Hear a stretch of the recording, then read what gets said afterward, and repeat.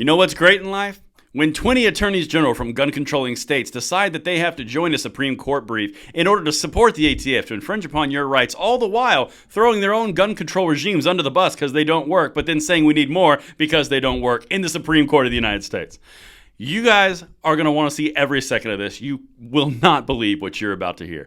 Everything, of course, is going to be linked in the description box below. I cannot wait to hear what you guys think down there. And make sure you like the video, subscribe to the channel, and turn the notification bell on. And thank you so much in advance for that consideration and a special announcement. And thank you to each one of you. We are officially past 500,000 subscribers, 500,000 people on this channel. And that's all because of you guys. And thank you so much for the support. It's incredible. And I'm on like cloud 9. But one amazing way to celebrate Cloud 9 is to look at what gun controllers are doing against our gun rights in the Supreme Court of the United States.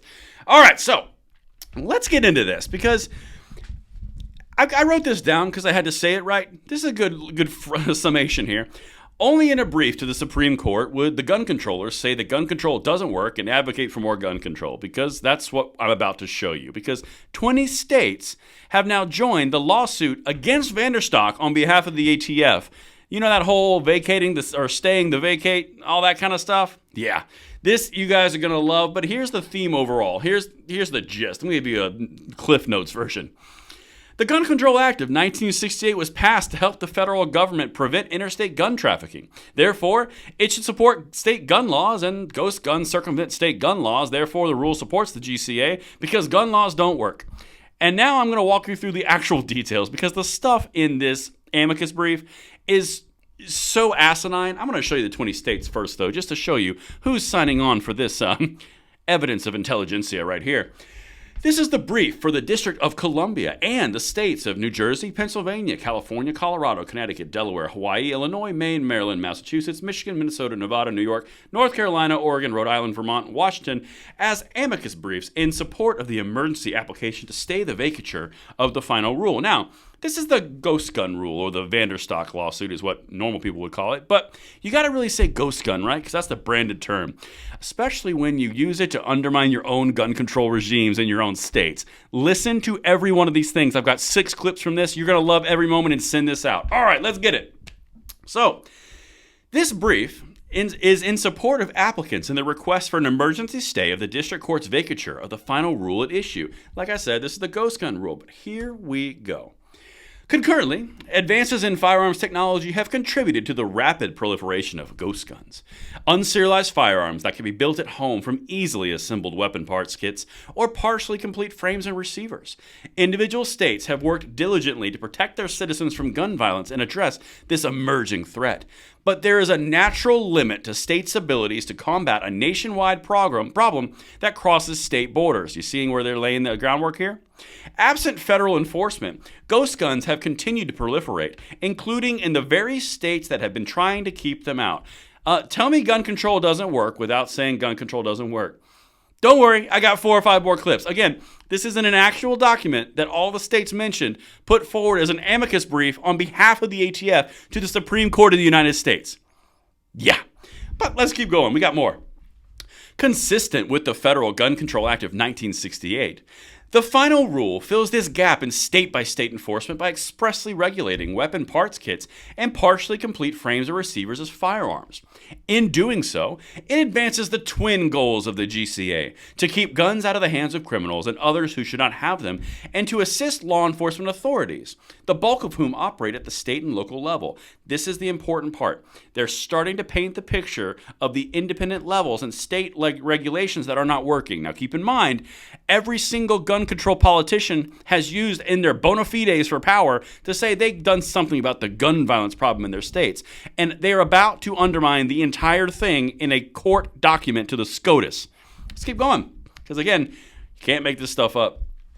In response to the recent influx of ghost guns, at least 14 jurisdictions have enacted their own laws regulating weapon parts kits and partially complete frames or receivers.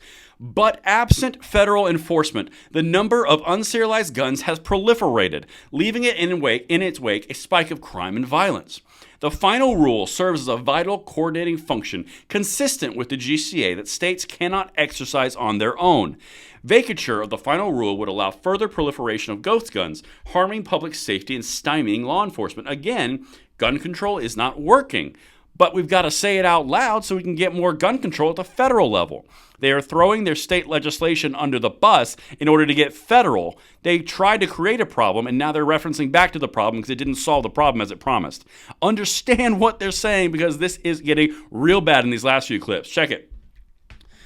This modern incarnation of the mail order gun problem undermines the purposes of the GCA to control the indiscriminate flow of guns across state borders and to ensure that strong local or state laws are not subverted by a deadly interstate traffic in firearms. But they told us if you just infringed upon the rights of the people in that state, there would be no more ghost guns. There would be no illegal guns, and gun crime would disappear. Poof! And now here they're saying flat out that without federal enforcement, it doesn't do anything. How about a quote that's going to blow your mind? Listen to this. They put this in the actual brief. The GCA was meant to protect the integrity of state gun laws against interstate circumvention, a task Congress correctly recognized was uniquely suited for the federal government. Quote, controls on interstate gun traffic which only the federal government can apply and without which no state gun law is worth the paper it is written on. Without such federal assistance, any state gun law could be subverted by any child, fugitive, or felon who orders a gun by mail or buys one in a neighboring state which has lax gun laws. Statement of Senator Joseph Tidings in 1968. Holy crap! It's not worth the paper it's written on. This was actually in the brief that they just put in for the SCOTUS. Why again are we doing state level legislation? Because this is kind of thrown under the bus, but whatever.